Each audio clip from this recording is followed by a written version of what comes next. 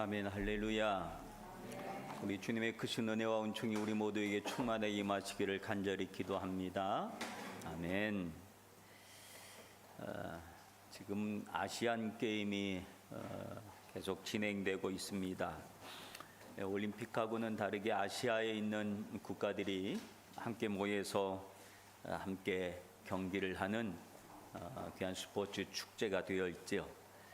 중국은 워낙 잘하고 너무 많고 그리고 또 현재 중국에서 개최를 하고 있으니까 그냥 중국은 1등 하라 그러고 그다음에 한국하고 일본이 2등과 3등을 놓고 계속 경쟁하는 것 같습니다. 근데 한국은 보니까 아예 목표를 3위로 세웠더구만요. 2위는 그냥 일본에게 또 주고 그다음에 우리는 안전하게 3위 하겠다 그렇게 목표를 세웠더라고요.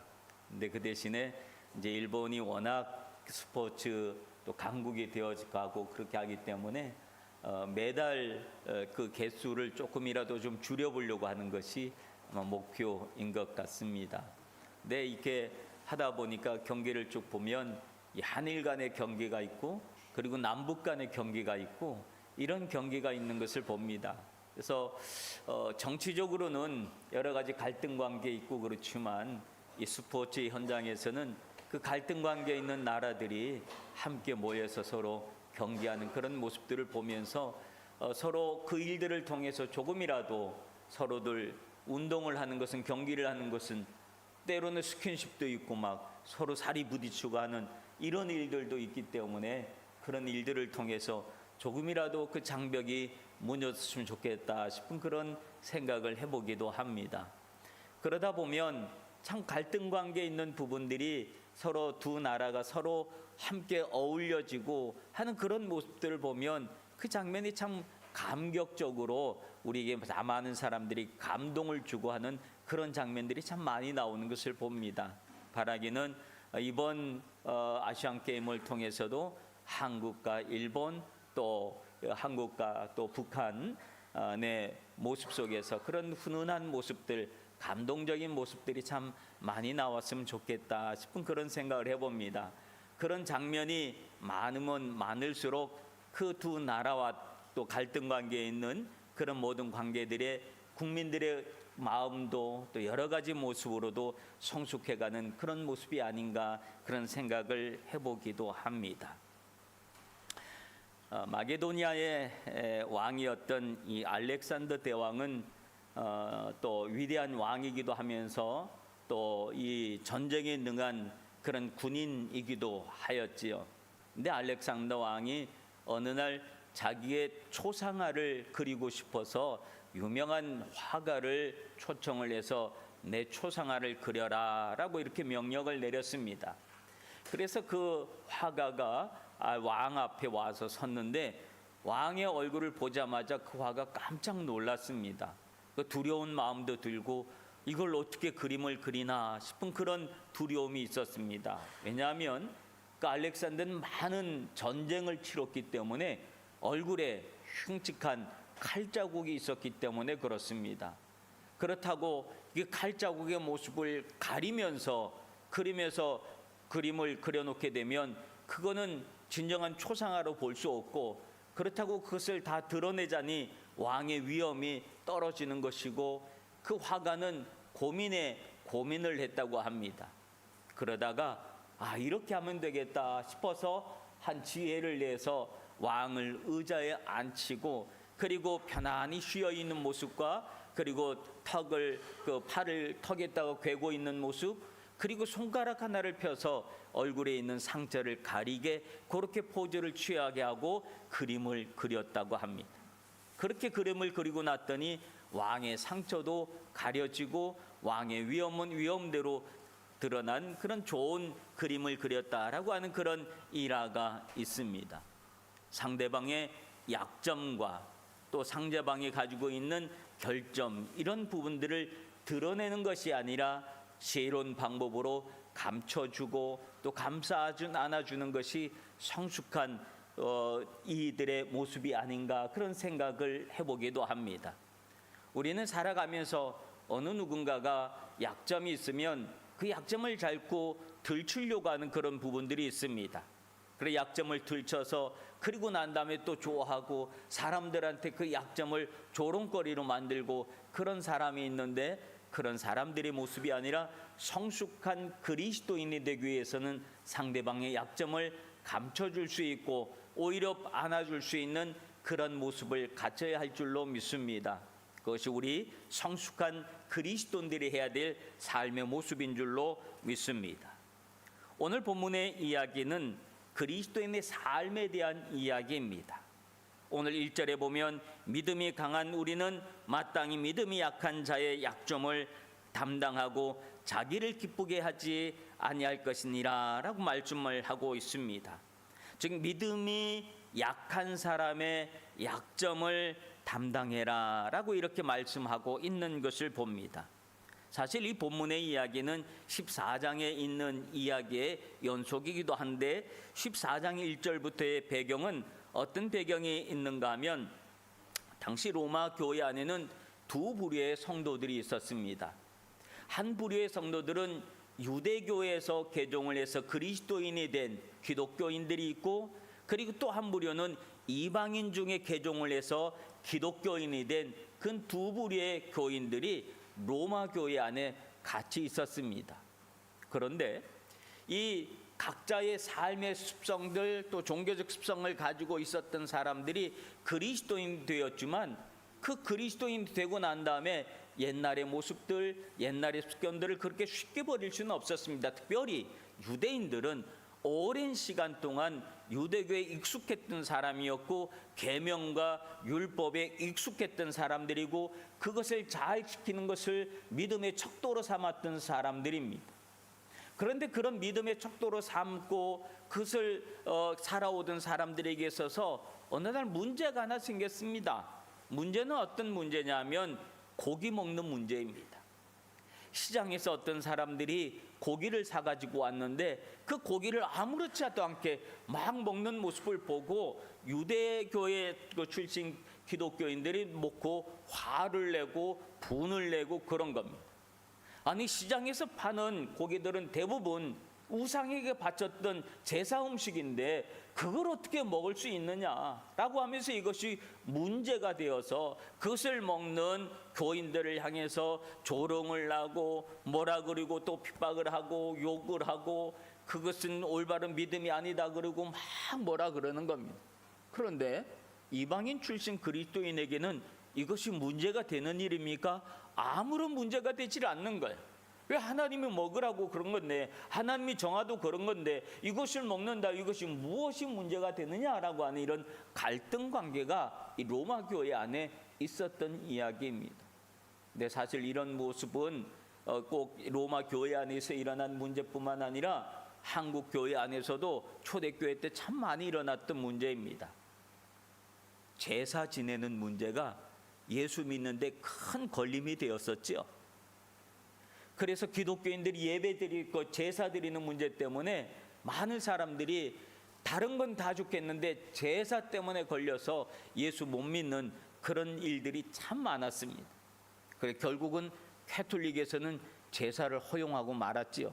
그래서 캐톨릭 신자들은 제사를 지내면서도 교회 다니고 그런 일들이 생겨나기도 했었습니다. 먹는 문제는 많은 갈등 관계를 가져오는 문제다라고 하는 겁니다. 여러분 탕수육을 먹을 때 소스를 부어서 먹는 사람과 찍어서 먹는 사람의 갈등 관계가 얼마나 큰 줄 아십니까? 소스를 찍어서 먹느냐 부어서 먹느냐 이게 뭐가 중요한 문제겠어요. 그러나 탕수육은 찍어서 먹어야지 돼. 그런 생각을 가지고 있는 사람에게는 이걸 다 소스를 부어 놓으면 그 부은 사람에 대해서 용납하지 못하는 화가 나는 그런 모습들이 참 많이 있습니다.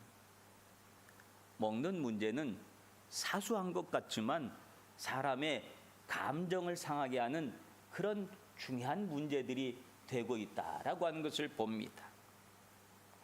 오늘 우리가 이 땅에 살아가면서 아무것도 아닌 것 같지만 그 아무것도 아닌 것을 대할 때 어떨 때 보면 그 사람의 믿음의 모습이 드러나기도 한다라고 하는 사실입니다.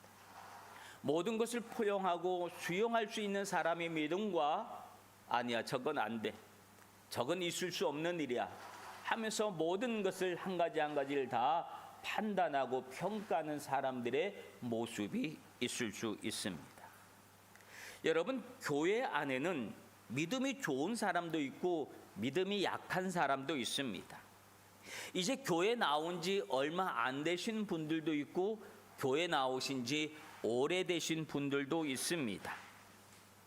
오랜 시간 동안 예수를 믿으신 분들도 있고 금방 예수를 믿으신 분들도 있습니다. 제가 무엇이라 얘기했습니까? 교회 나온 사람과 예수 믿는 사람에 대한 이야기를 했습니다. 아니, 그게 그거 아닌가? 교회 나오는 것이 예수 믿는 거 아닌가?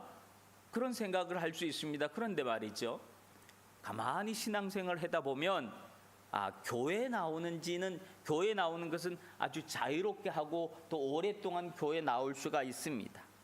그래서 교회 나와서 시간이 지나서 세례를 받고, 그리고 세례를 받고 났더니 조금 있다가 또 직분도 주고, 그렇게 해서 직분이 점점 더 생기고 하는 일들이 있을 수도 있습니다.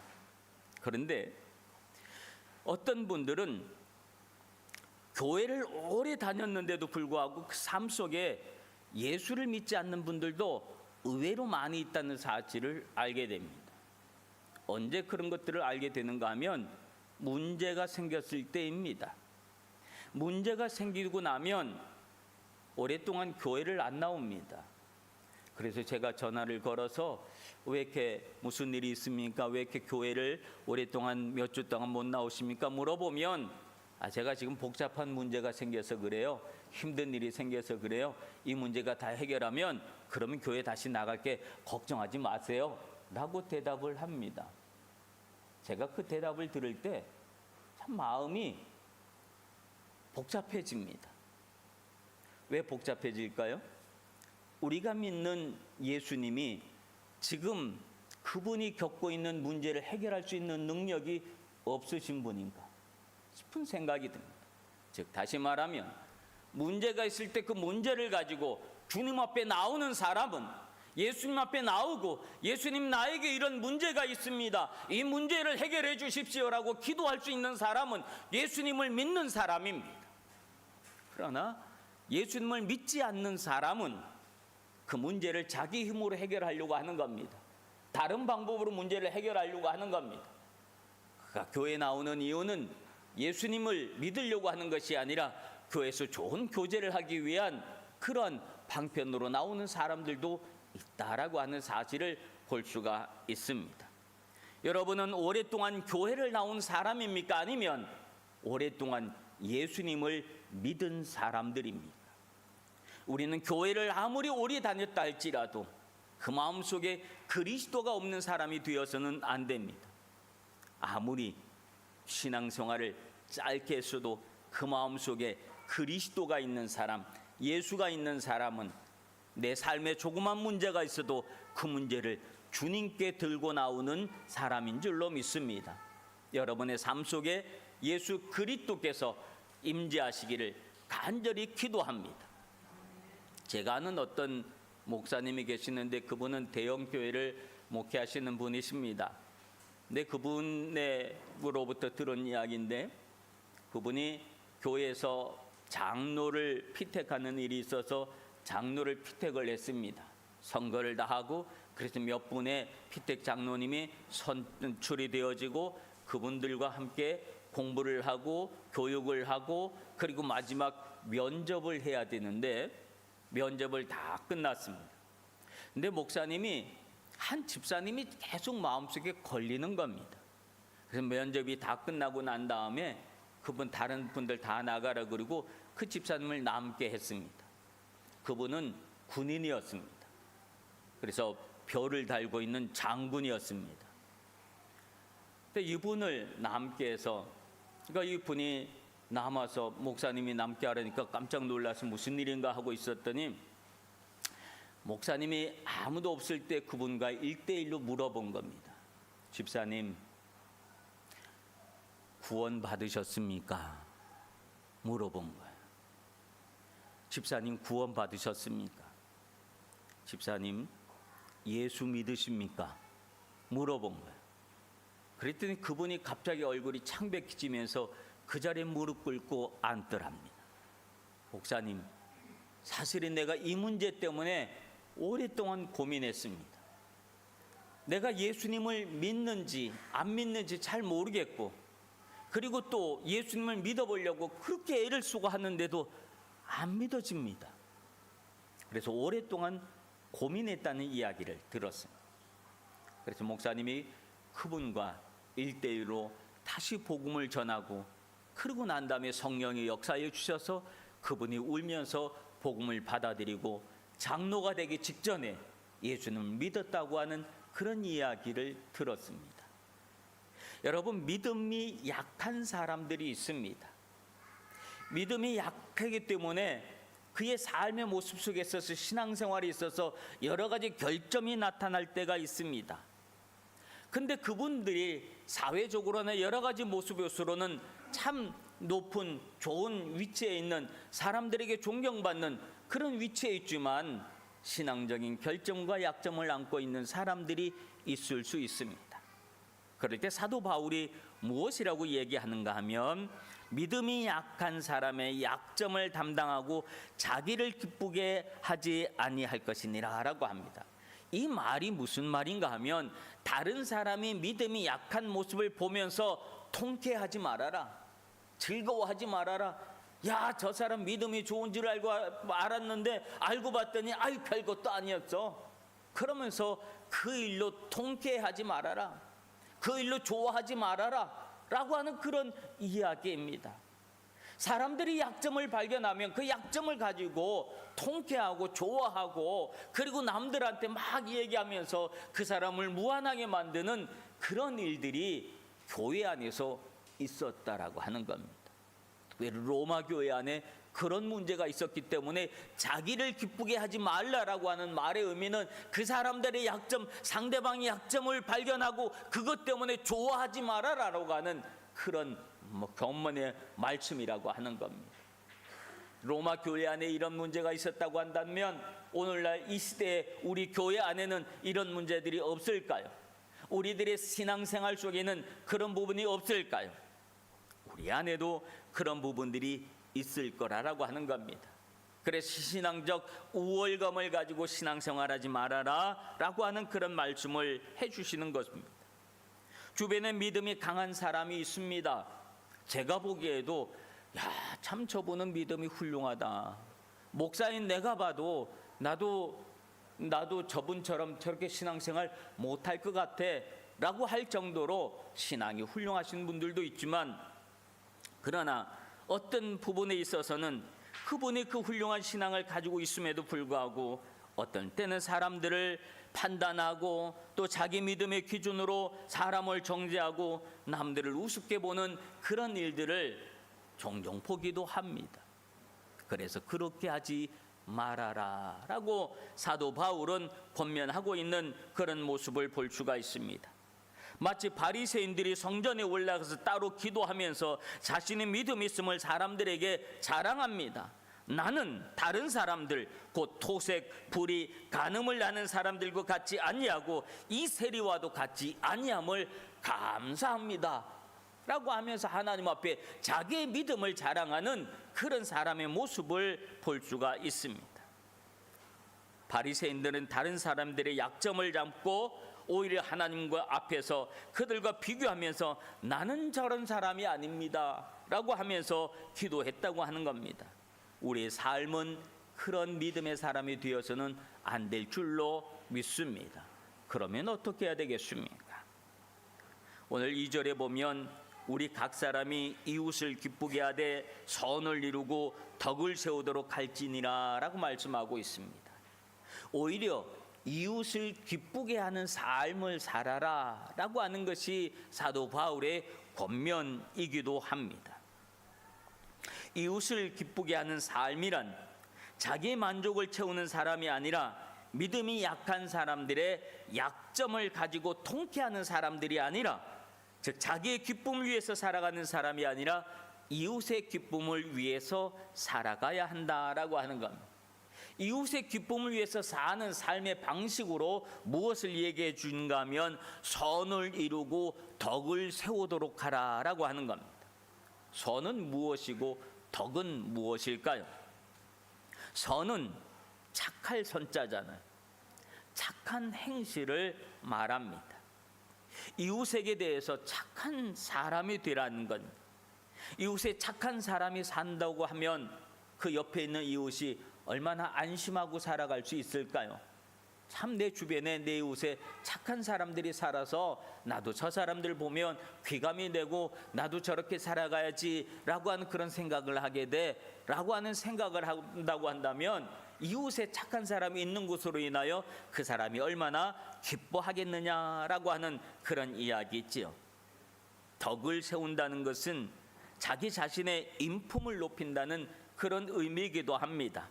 진실하고 깨끗한 삶, 남을 배려할 줄 알고 이해해 줄 줄 아는 모습, 원수라도 포용해 줄 수 있는 사람, 그런 사람을 덕이 있는 사람이다 라고 사람들은 이야기합니다. 그래서 그런 사람들은, 덕이 있는 사람들은 이웃으로부터 존경을 받습니다. 우리 모두가 이웃으로부터 존경을 받을 수 있는 그런 믿음의 삶을 살아갈 수 있기를 간절히 소원합니다. 그러므로 선과 덕은 비슷한 것 같지만 그런 약간 다른 면도 있다라고 하는 겁니다. 선은 이웃을 향한 행실이지만 덕은 자기 자신의 인품을 세우는 것이라고 쉽게 생각할 수 있습니다. 그리스도인의 삶은 그런 삶이 되어야 그러한 모습으로 이웃을 기쁘게 하는 삶을 살아갈 수 있다라고 하는 이야기입니다. 어떤 사람이 사업을 새로 시작하려고 계획을 했습니다. 레미콘을 사려고 했습니다. 레미콘 알죠? 이렇게 세면 이렇게 막 돌리는 거, 콘크리트 만드는 그 레미콘을 사려고 그 레미콘 회사에다 전화를 걸었습니다. 그래서 이것저것 물어보면서 레미콘을 구입하려고 하는 의사를 비추고 그랬는데 담당 직원이 잠깐만요. 그랬더니 전화번호를 확인하더니 제가 다시 걸겠습니다. 그리고 전화를 뚝 끊더래요. 전화를 하다가 갑자기 전화가 뚝 끊어지니까 기분이 상한 겁니다. 아니 이 사람이 왜 전화를 갑자기 끊었나? 그러고 있더니 금방 전화가 다시 왔습니다. 전화가 와서 아니 왜 내가 레미콘을 구매하려고 이렇게 좀 질문하려고 그랬는데 전화를 끊었냐?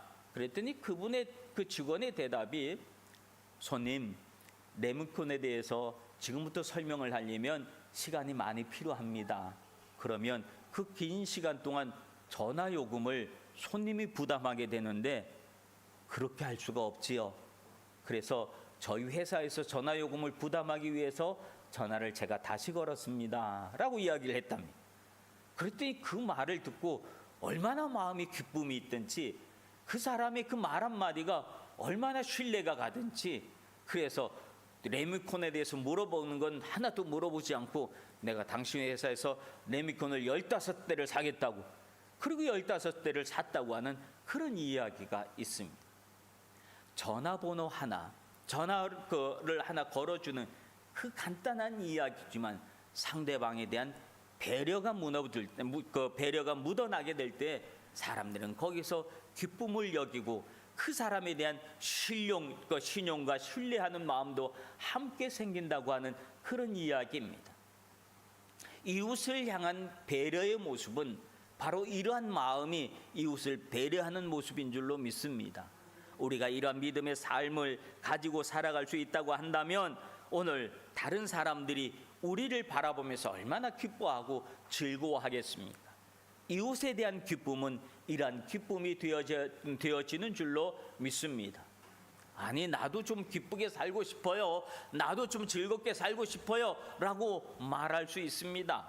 그런데 오늘 성경은 우리가 왜 그런 삶을 살아야 되는지에 대한 이유를 분명하게 가르쳐주고 있습니다. 3절에 보면 뭐라고 말씀하고 있습니까? 그리스도께서도 자기를 기쁘게 아니하셨나니 라고 합니다. 그리스도께서 그렇게 사셨다라고 하는 이야기입니다. 예수님이 그렇게 사셨다고 하는 겁니다. 그러므로 우리가 예수님을 믿고 예수님을 따르겠다고 하는 사람들도 그렇게 살아야 되지 않느냐라고 하는 그런 말씀입니다. 이웃을 기쁘게 하는 삶, 주님은 그렇게 사셨습니다. 병들고 아픈 사람을 찾아가서 고쳐주시고 치료해 주시고 싸매 주시고 안아주시면서 주님은 사셨습니다. 얼마나 피곤하셨습니까? 얼마나 힘이 드셨습니까? 그래서 그 피곤함 때문에 제자들과 함께 배 타고 갈 때 배에서 고나게 주무시고 계셨던 그 모습들도 성경은 기록하고 있지 않습니까? 그만큼 주님은 이웃을 기쁘게 하는 삶을 살아오셨습니다. 그런데 그런 삶을 산다고 사람들이 다 따르고 다 존경한 것이 아니었다라고 하는 겁니다. 성경은 계속해서 말하기를 주를 비방하는 자들의 비방이 내게 미쳤나이다 라고 말합니다.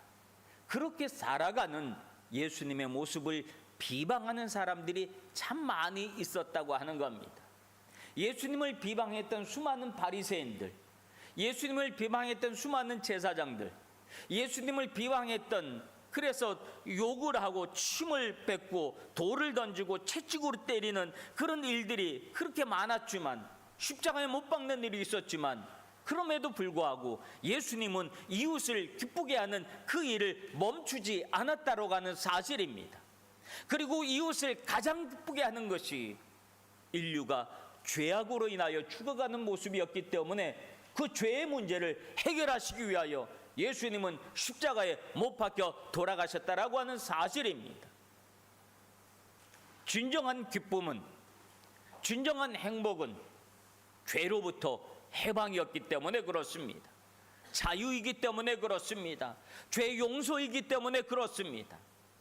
그러므로 예수님은 우리에게 그런 기쁨을 주시기 위하여 십자가의 길을, 그리고 남들이 비방하는 그 비방의 소리를 들으면서도 그 길을 걸어가신 줄로 믿습니다. 주님이 그렇게 하셨기 때문에 우리도 그렇게 해야 한다라고 성경은 말씀하고 있는 줄로 믿습니다. 사랑하는 성도 여러분, 우리는 성숙한 그리스도인의 삶을 살아야 합니다. 아이들도 어릴 때는 자기 자신만 알지만 조금씩 자라면서 친구도 알고, 그리고 자라면서 부모도 알고 이웃도 알고, 그래서 그들을 배려하는 삶을 살아갑니다. 점점 커가면서 성숙해져가는 그런 모습이죠. 우리의 신앙의 연조도 깊어질수록 성숙한 믿음을 가져야 할 줄로 믿습니다. 모든 것을 내 기준에서 남들을 판단하는 것이 아니라 나보다 조금 약하고 부족함을 느끼는 사람을 향하여 비방이 아니라 손을 잡아주면서 그와 함께 살아갈 수 있는 방법을 찾으며 함께 하나님이 기뻐하시는 하나님의 나라를 조금씩 이루어가는 성숙한 그리스도인의 삶을 우리가 살아야 할 줄로 믿습니다.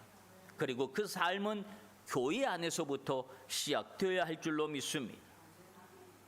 젊은 청년들은 어른들을 보면 먼저 인사를 할 줄 알고, 어른들은 그 청년들을 향하여 손잡아주고, 그리고 또 함께 교회 온 지 얼마 안 되는 분들을 따뜻하게 맞이하고 말 걸어주고, 작은 아이들에게 손들 흔들어주고 또 안아주는 그런 모습들, 함께 웃으면서 안부를 전하고 서로를 배려하고, 나와 의견이 다를 때 그 사람의 입장에서 생각해주고 함께 기도하고 함께 찬양하면서 예배하는 모습이 성숙한 모습이 아닌가 생각을 합니다.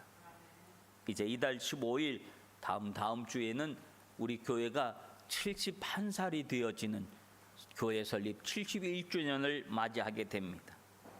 교회 연륜이 얼마나 깊습니까? 교회 연륜만큼 우리 성도들도 교회 연수에 맞는 성숙함을 우리가 가져야 할 줄로 믿습니다. 그래야 우리가 이웃을 향하여서도 그리스도의 기쁨을 나눌 수 있게 되어지는 줄로 믿습니다. 그래서 우리만 구원받아 즐거운 하나님의 자녀가 되는 것이 아니라 우리 이웃들도 함께 구원받아 즐거운 하나님의 자녀로 만들어가는 것이 주님의 기쁨이 되어지는 줄로 믿습니다. 이제 모든 것이 익어가는, 그리고 또 맛있는 과일들이 풍성한 이 계절에 우리 믿음도 그만큼 성숙해지는 성도들 되시길 주님의 이름으로 축원합니다. 기도하겠습니다.